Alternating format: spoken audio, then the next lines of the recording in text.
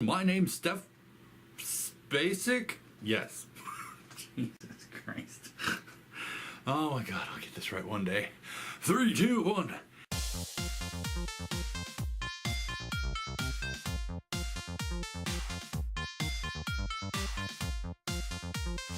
Hello, ladies and gentlemen. My name's Stepsbasic. And welcome back to my community show. One of these days I'm going to do it in heavy metal. Be great. Anyway, so today, sorry, no script, going off the cuff. This is like the 4th time I've tried to shoot this video. First time is like, oh, my battery's dead. I can't shoot my video without my camera. I need a battery. Second time, I was just too tired. Third time, I ran out of time to finish the videos. My god damn it. So, 4th time's a charm, right? Anyway, so today we're going to be talking about my second, or first, favorite genre. Horror. Ooh. Yes. Depending on the day, the year, the time of the day, really could easily be my favorite type of genre. And you know why? Because it's just so darn good. However, it can go wrong, and we'll discuss that in a little bit. But for right now, we're just going to discuss horror in general. Now, if you don't know who this fella is, I'm going to recommend a video for you here. Leekson TV, Leekson Gaming. He does animations for Markiplier on occasions, but he did an Outlast reaction video, Outlast opinion piece that I think covered the idea of horror really well. Granted, there are a few things I want to discuss about that too, but essentially breaks it down into 2 different types of horror. You have the, oh my god, sudden death, we're all going to die now, hurry, hurry, hurry type of horror, and then we have the slow, creeping, atmospheric horror. And now, we all know from, if you've ever watched any of my horror videos, that I am a big fan of the psychological, creeping, words I just said type of horror. Atmospheric, there's the word. Atmospheric horror is my favorite. Now, I don't mind so much the running for your life type of horror. I really don't. It's kind of exciting, and you get your heart pumping, like, oh my god, are they going to make it? Then you just cringe, and you just wait for it to die, and then they either make it or they die. And, you know, either way, it's fine, because I'm a bigger fan of the atmospheric type of horror, but there's definitely a good place for the run and try not to die type of horror. However, I'm going to say something kind of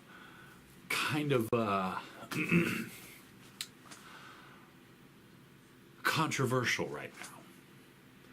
Jason, for the most part, was not a horror movie. Not to me. And a lot of those slasher movies really weren't horror movies. I think Nightmare on Elm Street made the cut because of how psychological they were. And to me, that's what makes a good horror movie. But you got the big, burly, muscular guy with a machete walking around slaughtering people. Sure, he's got the mystical aspect. He can't die. Oh my god, scary, scary. But to me, that's just more suspense, more slasher, less actual horror. Yes, I know. I just said that sort of thing can qualify as horror. In so much as the same way a fart joke can qualify as comedy. It's got a time and its place, and entertaining enough, but cheap. Jump scares. My least favorite part of horror because, like I said, fart jokes. Suspense is good, but it's not really terrifying. Suspense is just building pressure. And building pressure is good when... God, this is going to be really hard to explain. Building pressure is good when the release is not expected. But if you've got a person hiding in a cabinet from a giant man with a machete, and you got the building tension as he walks by, like, oh my god, is he going to find her? Is he not going to find her? You got the building tension, but with the expected release of either A, he finds her, screams, ah, or B, he doesn't find her, and she sneaks out, and then all of a sudden grabs her, blood, death, blah. But yeah, Building pressure with expected release, suspense. Building pressure with unexpected release is more psychological, i.e., girl hides in cabinet from giant guy with machete, and all of a sudden, I don't know, ninjas pop out and attack him. No, that's not horror. That's just comedy. That's comedy gold right there. You ever write a Jason story about ninjas popping out of nowhere and attacking him? God, that'd be great. Quick little side note while I'm editing this. I actually thought of a good example of suspense building pressure and unexpected twist, and she reminded me of it. Yes. 6 from Little Nightmares. Dude, I didn't see the ending. I did not expect that. All this pressure, all this build up, and then all of a sudden, you're the bad guy. I'm like, dude, that was awesome. Stop hocking up a lung over there, dog. Anyway, so, sorry, just had to interject this real quick. Take it away again, me from the past. Anyway, where was I? Unexpected twists. M. Night Shyamalan. M. Night Shyamalan. He loves his twists. Some of those twists are a little far-fetched, but some of them really work well in the stories. Like, again, controversial. I like The Village, because the twist was that they weren't actually, spoilers, by the way. Spoilers. I spoil things because I'm a spoiler. Anyway, so the surprise twist at the end was that they weren't actually an isolated village in the 1800s. They were essentially a cult hidden in the woods in modern day. And that was an unexpected twist. And I was like, oh my God, that's awesome. And I know that's not a very exciting movie, not well received by a lot of the people. And it's like, to me, it seems like every time he releases a movie, the next one's bad. He releases a movie, the next one's bad. And this is how it always turns out with the public opinion. Like, we had Sixth Sense and whatever came next, I don't remember that. Oh, and The Sixth Sense, that was a good horror movie too, because the suspense building up, and at the end you find out the big secret is Snape kills Dumbledore. No, I'm kidding. Snape's not in that movie, sillies. Anyway, okay, that's enough about that. Suspense does not necessarily equal horror. Suspense can be drama, excitement, fun stuff. But it can be an element in horror, which leads us to the psychological part. Now, in horror, atmosphere is key. But a lot of people seem to think that atmosphere means dark. They're like, darkness. Darkness. But no. Atmosphere does not have to be dark. Atmosphere in a horror movie or game, and as you know, this is a gaming channel, I should be talking about games.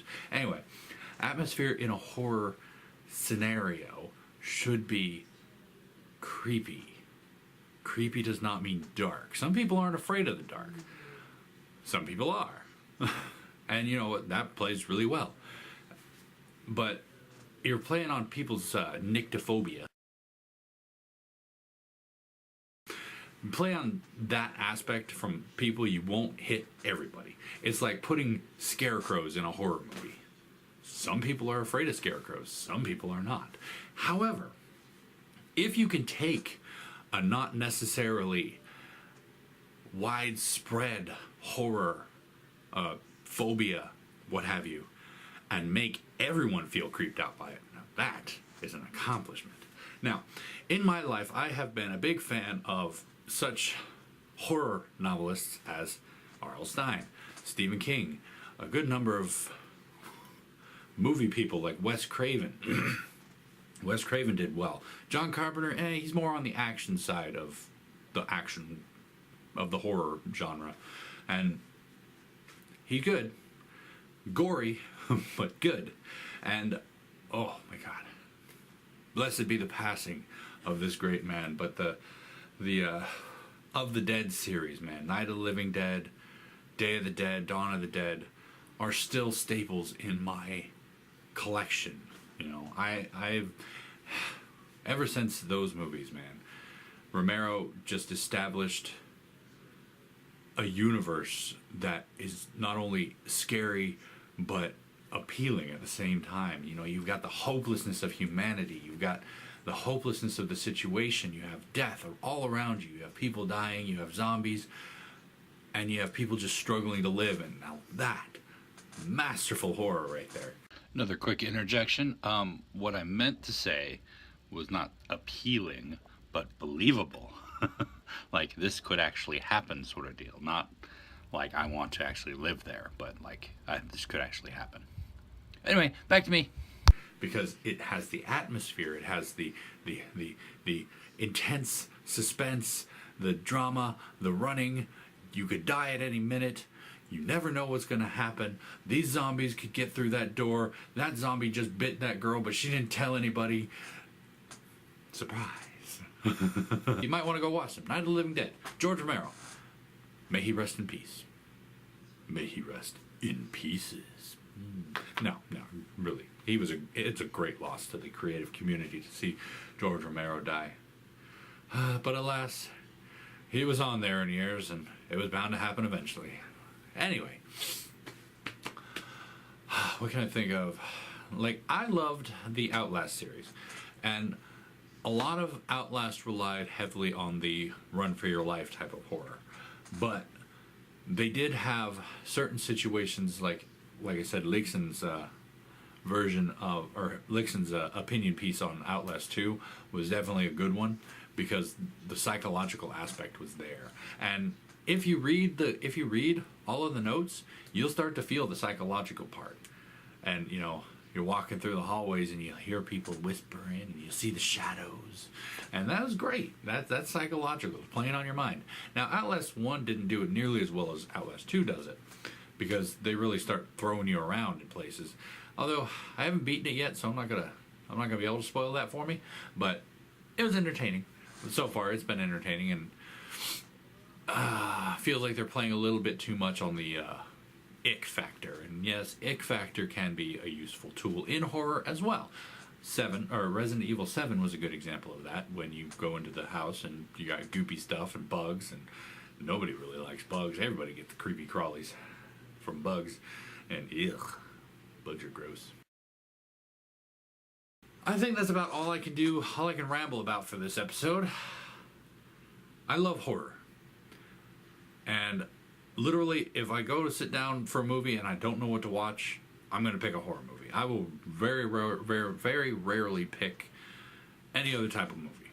Occasionally, if I'm in the mood for something else, like if I'm in the mood for an action, I'll pick an action. But for the most part, if I sit down and watch a movie, I'm going to pick a horror movie, because I love horror.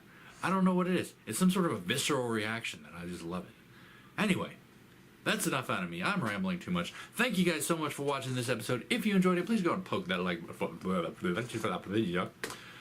For Christ's sake. If you enjoyed it, please go ahead and poke that like button for me. If you'd like to, you can comment down below. I'd like to hear what type of horror movies you like to see. I have seen so many horror movies, but if there is one that I haven't seen, I would very much appreciate trying to find it. So if you have an idea of a horror movie I should watch, go ahead and leave it in the comments down below. And I'll get back to you as soon as I can, when I can, if I can. And yeah, tune in next time when I might have a discussion about YouTube. Again. I might. I'm not going to guarantee that I'm going to talk about it, but it is something that's been needling at my mind lately. But anyway, until then, night.